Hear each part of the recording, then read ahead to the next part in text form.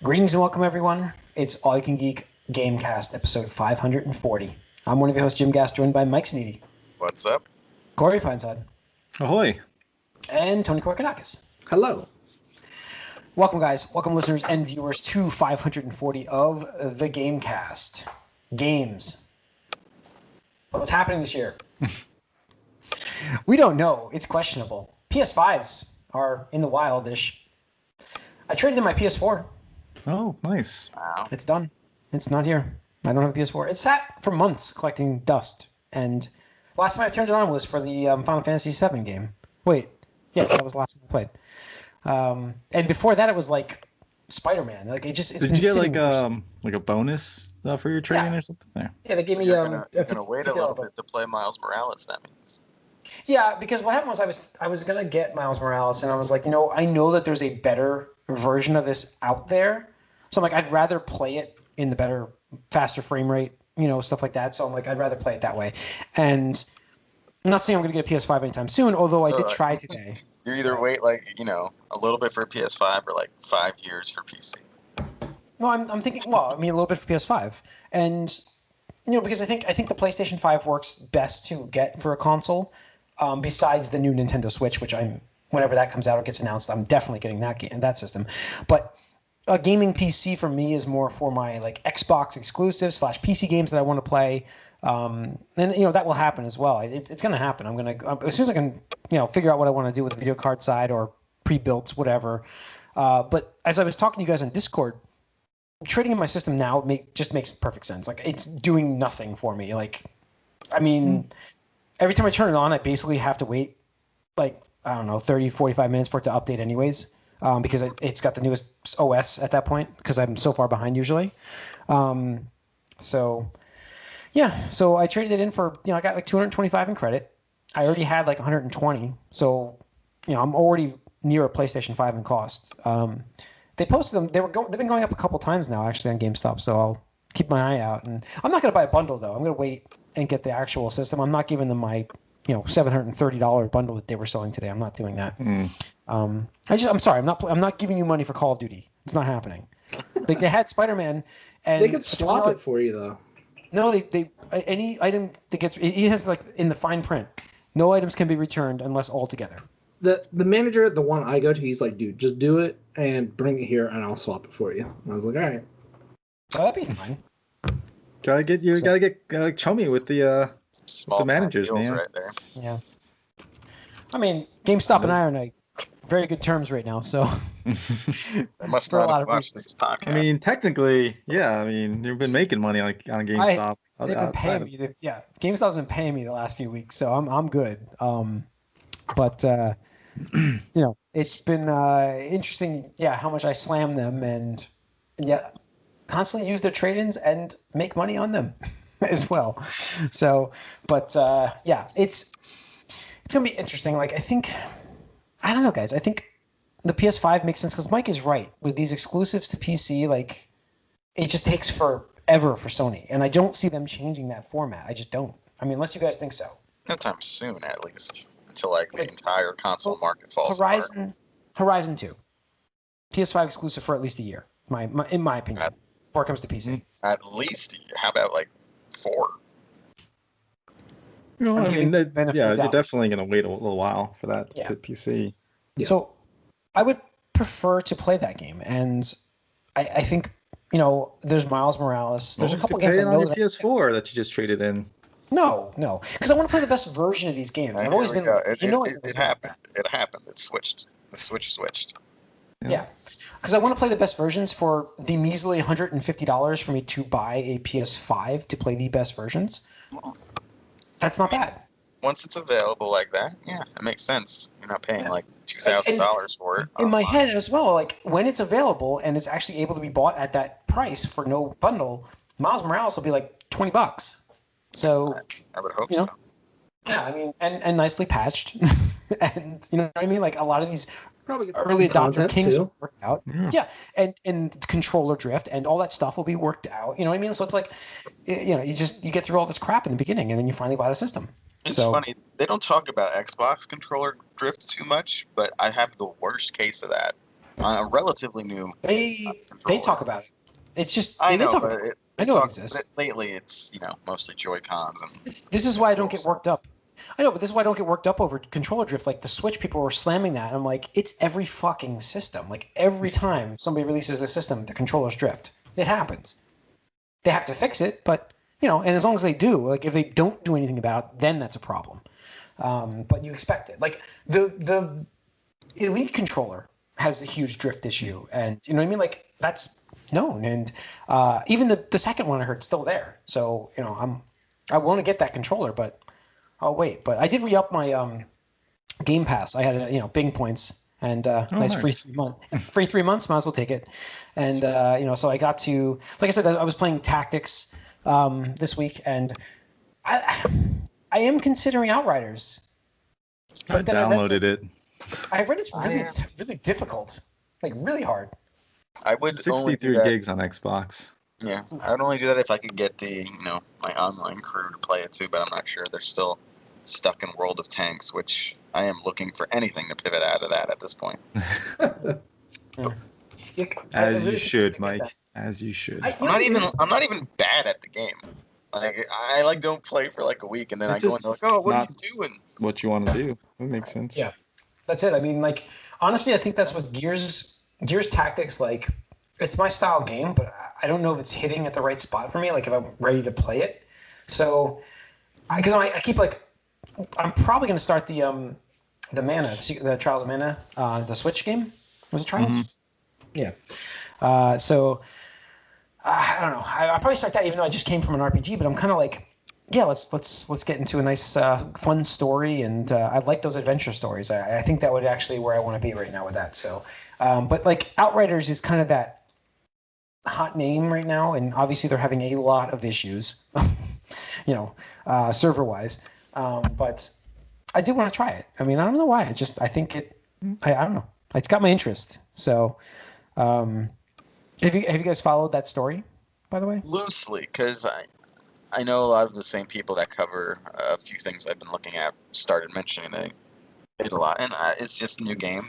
It seems relatively popular, and servers are down more often than not. I mean, you're still in the COVID environment, so it's like online has been drastically and like overburdened. And it's free on Game Pass too. So. Yes, it's there. Yeah. So so many things. Yeah. And it looks better than Marvel's Avengers at least. Yeah. Well, I mean, I'm trying to make a Marvel game that doesn't fit into a play style that doesn't make sense for a Marvel game. It could have if the game was good. Like I wouldn't mind. I mean, you suspend enough disbelief. It doesn't matter that you're upgrading stuff for superheroes, really. But with this, like, I don't know. It looks pretty good, but people are pissed off because they can't play it, and they also can't play solo apparently when the connection is bad because there's no offline mode, even though there is a solo mode. Yeah, I mean, the problem, like. I know we haven't gotten into what we've been up to, but this is like a conversation we need to have right now.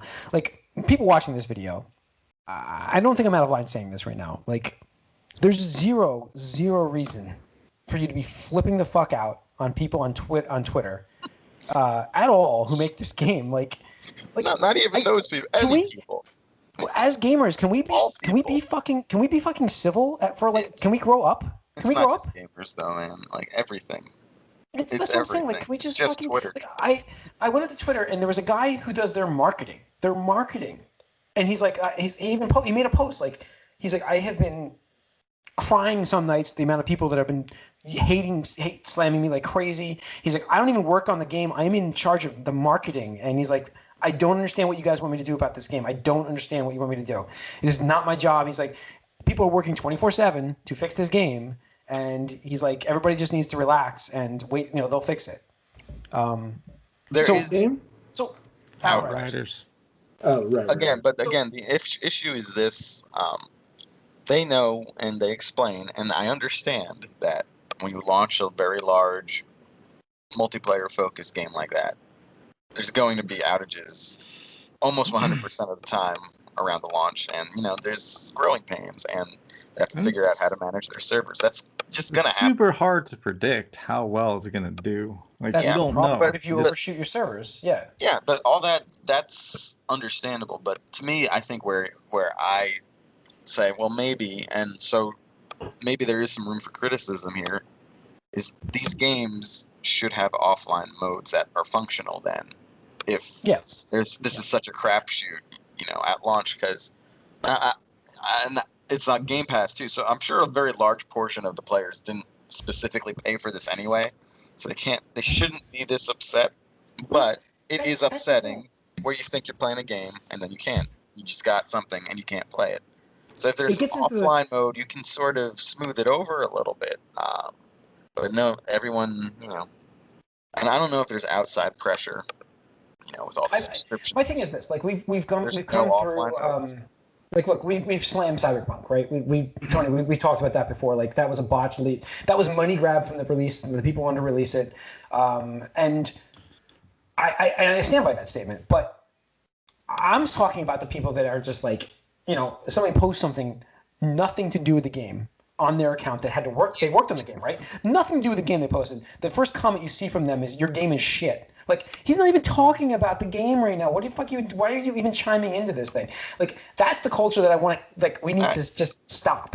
And their research. But like, who's is it equal at fault here? Like, Tony, I mean, are we equally at fault? Is it them releasing a game that's not ready, or is it the overreaction of the? I mean, is it both? I mean, I think it's both. It's both. It's both. I mean, like the Cyberpunk devs, they're not innocent by any means, especially the CEO who pushed for that. Yes. But, it's in a way a direct result of the hype cycle. And I've talked about this before. Gamers are like, oh, yeah, like, I can't wait for Cyberpunk to come out, in 6 years or 7 years or whatever. That was it. They pressured, they already had the death threats before when they delayed it, Cyberpunk. So that's part of it, because it was teased for so long. And then they delayed it a month only, and people are like, "Oh, you should die," like for that. So then they released it. They're like, "Fine, we had all this investor and consumer pressure to release this thing. They did it. They made a lot of money, and it was a mess. And then they got even more shit. So that Cyberpunk was absolutely a victim of its own hype. This game, I didn't hear too much about until it came out, though. I don't know about you guys. I don't know if you were familiar with this beforehand or not, Outriders. I was looking at it before because they had that interesting cheat mechanism thing that they were going to test out with watermarking people who cheated. Oh, yeah, that's right. Didn't we just hear about that like last week? It was a couple weeks ago. It's like, so they basically put a watermark on your account that shows you're a cheater, and then they'll matchmake you with all the cheaters. I love when they do that. Yeah, it's like, especially let's brand you a cheater, and the only problem is if you legitimately didn't and it somehow gets there, but at the same time, don't put yourself in that position, I guess. Right. Yeah. Exactly. Yeah.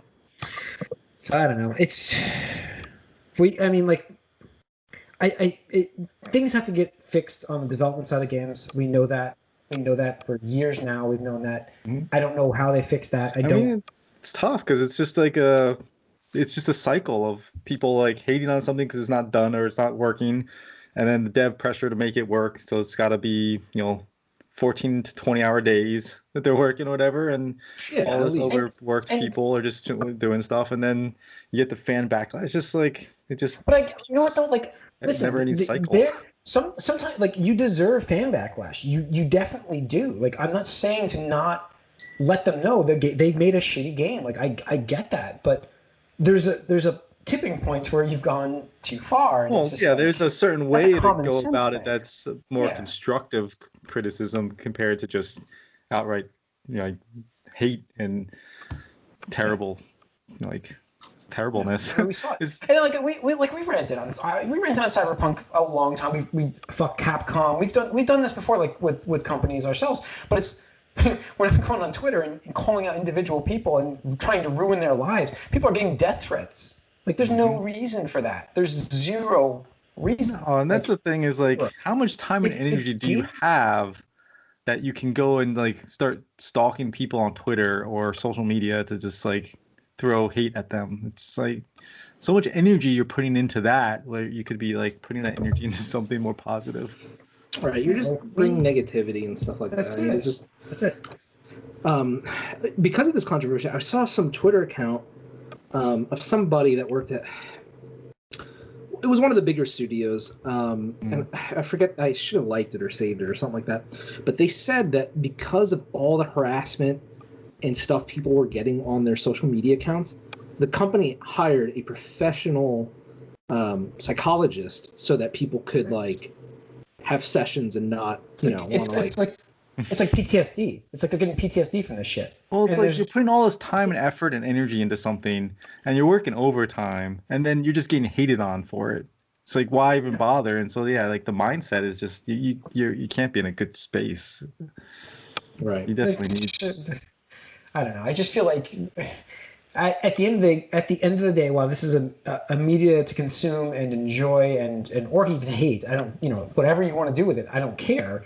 At the end of the day, it's a game. It's, you know what I mean? Like, it's not, if the game sucks, all right, go find another game to play after that. Like, it's not the end of the world. Like, why do you have to go that far? You know what I mean? Yeah. Well, like you said, there's a tipping point, and like there's the cycle of hate has to stop, obviously, because hate's not going to help anybody. Like, if you like something and you want it to be good, and it's not, then try to help make it good instead of trying to bring the people down that are making it, trying to make it better. It's like, that's where you should be spending your time and energy instead of, Absolutely. It's like, it just doesn't make sense to try to put somebody down for doing something that you literally, like, you went out and like sought the information for this game, or you wanted to go out and you bought the game, and you're disappointed in it, and that's fine, and that's fair, and that's understandable. And you're allowed to give them, give them shit for it too. You can even give them shit, but like there's a point where you just like, right. People need to be called out on doing bad do things. think there is a lot of just, maybe I'm wrong, but I kind of guess a lot of this is literally like 14-year-olds, like just who have a Twitter account, who don't have anything else to worry about, and they're just, writing whatever they want. And now, I don't know, Mike. I don't know. Like, it's been in our culture as gamers for years. Like, this is we've had this on us, man. I don't know if it's just gamers. Like obviously there's been a bunch of causes like for it. Yeah. But the same thing happened around the whole Snyder Cut stuff. Like, that's just a movie. Same type of thing. There's stuff around that. I mean, TV shows, they reboot stuff. People get upset. Same type of thing. It just, and obviously, let's not even get into politics. Well, no. I mean, people are always going to disagree. I mean, no matter what, there's nothing that's like universally praised. No, of course. But the difference is there's always going to be people in the comments or online who are, insane about a silly top and stuff that's inconsequential and, just spewing whatever. There's always going to be a subsection of people doing that. Well, give them a platform to be able to do that. That's what's going to happen. Yeah. What was the difference, Tony? You're going to say there's the difference? There's a difference when you're saying like, hey, I don't like the thing. Like, I remember like Metroid Prime Federation Force or whatever. I was like, fuck that. Like, that's bullshit. Like, I don't want that. Who wants that? Right? The Star Fox game, right? The Star Fox game. There's a ton of that shit. Yeah. And I remember I disliked the videos. I even commented like, yep, this isn't what I wanted out of the next Metroid game or anything like that. I didn't go on like developers' Twitter accounts or social media accounts and be like, you fucking deserve to die, you piece of shit. Like, that is just I mean, it's just a different thing. Like I was disappointed with Cyberpunk. The way it came out is completely unacceptable.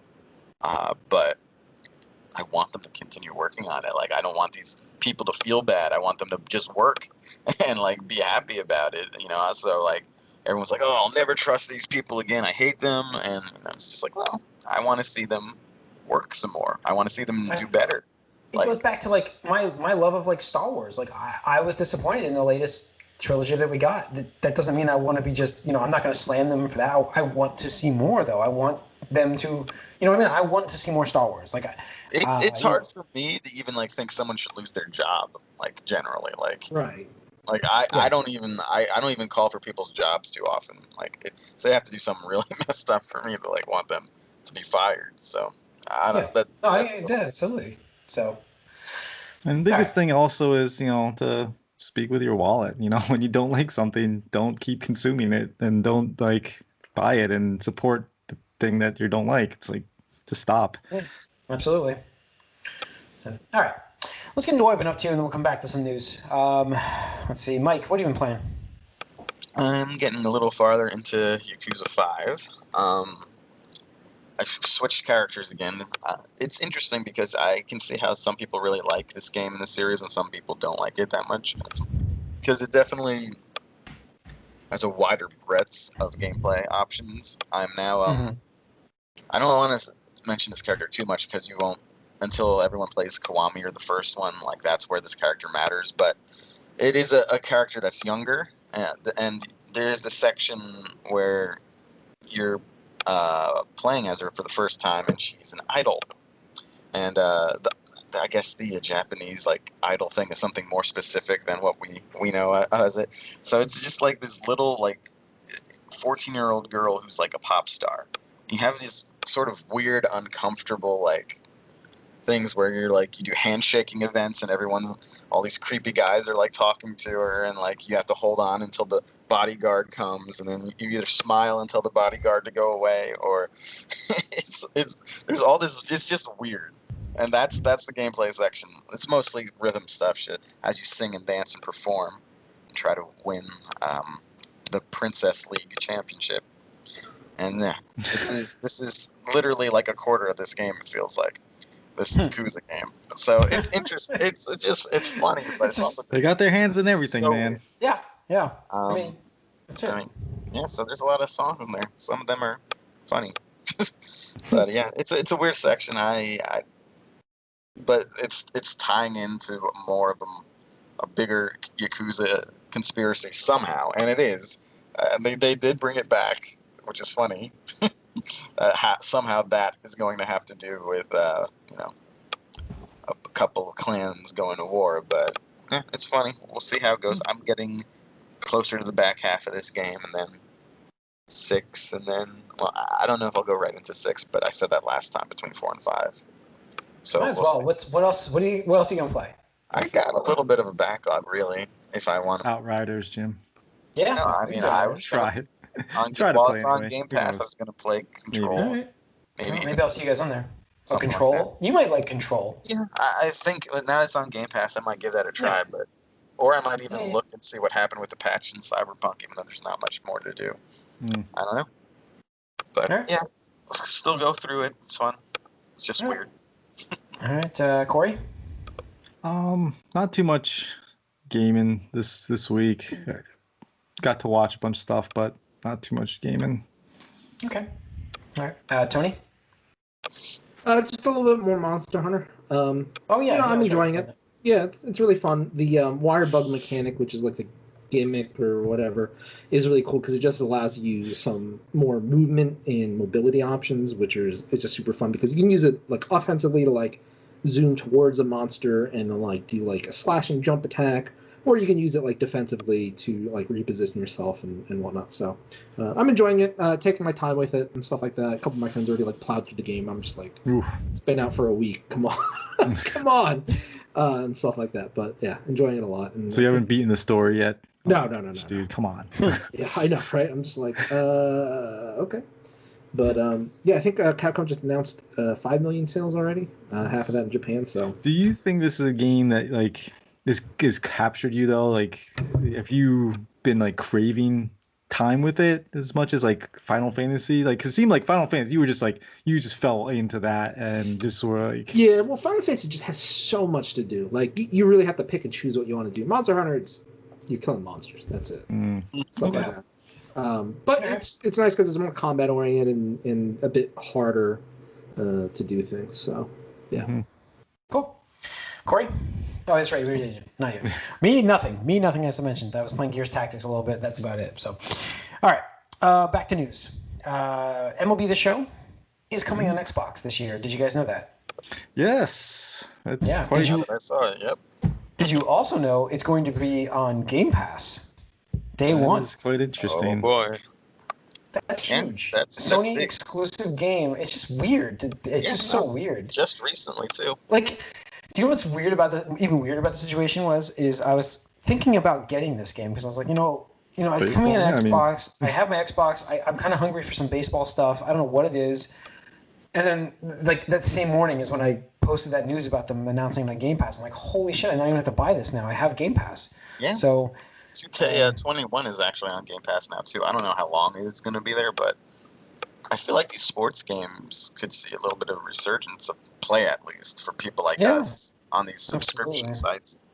I would check them out. Like, games I wouldn't normally play would absolutely be like something you dive into. So, like The Show, I'm interested. I really can't wait to play The Show. Like, I've always heard it's a great game. I've never bought it because it's a sports game. I just usually it's sports games I just stay away from because it's you're only interested. Back in the day, I used to buy them all the time. I've played The Show, but I haven't played it in like 5 years. Like it's been a while. Baseball games are tough because I used to love them, and then next gen, as in like the 360, before, once baseball became, what was it? It was just like EA stopped doing them. They lost the license. What was the other? There's another. Well, the 2K series had one. 2K, yeah. There was like MVP baseball for a while. There was I don't know RBI who that was. Yeah, they just went downhill after that. Junior. Well, yeah, Junior Slugfest. It's the same problem that happened. I love that game, by the way. It was the same problem with Madden, though. Really, actually, all sports games, the competition just stopped. It all became like one. That's what it is. It's a monopoly. And that happened for every sport. Competition's good. You got to push each other to be better. And if you're not having to push yourself to be better, you're just going to stagnate. I mean, in baseball, it's just The Show. In football, it's just Madden. And in basketball, it's just 2K. All their competition dried up and disappeared. And they've all been sort of meh since then. But hopefully this is better now, 5 years after I've played it last. But they don't have a lot driving them to be better, though. But we'll see. No, but it's supposed to be very good. Fried. That's it. All right. Last bit of news is E3 2021 will be digital this year. A digital event entirely. And Microsoft and EA both said they will have. And Nintendo, apparently. Yeah. Really? Nintendo came out and said that? I missed that part. Awesome. I think it was on Sony. I'm not sure if no. Yeah, I saw it. It's like Sony was the only one that wasn't really making any noise about this. WB too. Oh yeah, Nintendo, Xbox, yeah. Justice 3. So we're gonna get the E3 again. It's gonna be free. There's no paywall, which was a rumor, which is good. So we get to report on E3 a little bit more than we normally do, which is awesome. Like, I'm kind of psyched to have some E3 run here. It's I always liked the time of year. Like, I would obviously we've talked about E3 and how it doesn't have the same impact, but I do like that time. It's like almost like Christmas for gamers. Yeah, so it's like I love announcements during that time. Yeah, I don't care about E3 itself, but I like the presentations. I like, you know what I mean? Like, they can be their own thing. I don't care in the future, but it's something to look forward to. It's something that you can be like, all right, it's time for E3. Let's get ready. Let's do some predictions. It's it's like it's a time of the year where everybody can show off their best and in the gaming world and what's coming up. And now it's kind of past years it's spread out a little bit. You had these guys are going to do this event here. These guys will do these, and so it's not as a major of an event where you can kind of talk about it, lead up to it. Now, with E3, you could do that. You can kind of try to predict things and be hopeful for stuff and be surprised by things. Well, I really this year is so questionable of what the hell is coming out that I really hope that whoever attends E3 Digital it really shows us what they're bringing out this year. Forget the whole normal E3 4 years down the line shit. What are we gonna get this year? You know what I mean? What's happening? Yeah. So. The timing's good too now because you have the two sort of pillars now. If you keep this sort of to have this time and the Game Awards as it's getting bigger in December, so you have it 6 months sort of spread out, and it could work out just timing wise. But what are we going to get this year from this E3? And is this really going to be a real big one with big announcements, or is it just going to be a lot of smoke and mirrors? Are we gonna finally get Beyond Good and Evil 2 out before Metroid Prime 4? The ongoing saga continues. It's more fun now, Tony. Than it was way more totally fun. Is. Totally. Is. All right. Yeah, so we'll see. I mean, we're definitely going to do a prediction episode for that E3. I think it's going to be fun to do that. There's a lot more things we can actually do nowadays, especially because it's such a question mark year. Like, our bold predictions were pretty much like, most anticipated was pretty much what we did last year. And so this year, I think doing an E3 like predictions episode is going to be a lot of fun. So look for that in the future. I obviously like maybe second to last week of May we'll pull that one out just before E3 comes into play. But other than that, I think we're done. We're going to wrap up episode 540 of the Gamecast. Thanks for tuning in. You can write us allyoucangeek@gmail.com. You can follow us on Twitter, like us on Facebook. If you're watching this on YouTube, please hit that subscribe button, the like button. We appreciate the viewing and the listening. Guys, thanks for tuning in. We will see you guys next week. Yes.